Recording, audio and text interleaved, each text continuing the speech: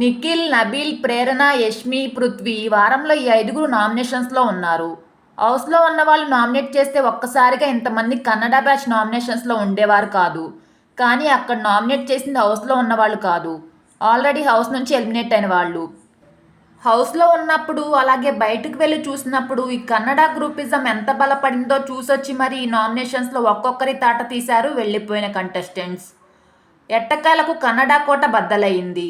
Big boss season 8లో గత 12 వారాలుగా 12 మంది తెలుగు వాళ్ళనే ఎలిమినేట్ చేస్తున్నారు. అయితే ఈ వారం నామినేషన్స్ చాలా భిన్నంగా జరిగింది.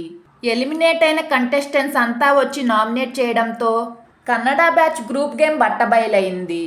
నబీల్ తప్ప తక్కిన నలుగురు కన్నడ కంటెస్టెంట్సే నామినేషన్లో ఉండటం ఈ వారం నామినేషన్స్లో హీట్ మూమెంట్.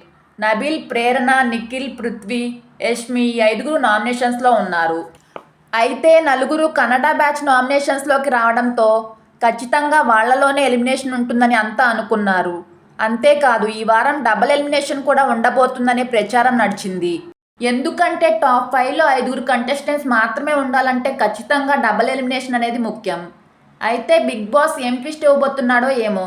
సీజన్ 8 కాబట్టి ఏకంగా 8 మందిని ఫినాలేకి పంపబోతున్నారో ఏమో కానీ ఈ వారం డబుల్ ఎలిమినేషన్ కాకుండా సింగిల్ ఎలిమినేషన్తోనే సరిపెట్టారు. ఈ సీజన్లో తన వరస్ట్ బిహేవియర్తో నటి శోభా శెట్టిని గుర్తు చేసింది యష్మి గౌడ. ఎట్టకేలకు 12వ వారంలో ఎలిమినేట్ అయింది యష్మి. ఆమె నామినేషన్స్లో ఉందంటే చాలు, నో డౌట్ ఆమె ఎలిమినేషన్ అని అంతా అనుకునేవారు. కానీ గత 12 వారాలుగా బిగ్ బాస్ ఆమెను కాపాడుకుంటూ వస్తూ తెలుగు వాళ్ళని ఎలిమినేట్ చేస్తున్నారు. అయితే ఈ 12వ వారం యష్మి ఆట క్లోజ్ అయింది. బిగ్ బాస్ హౌస్ నుంచి ఎలిమినేట్ అయ్యింది.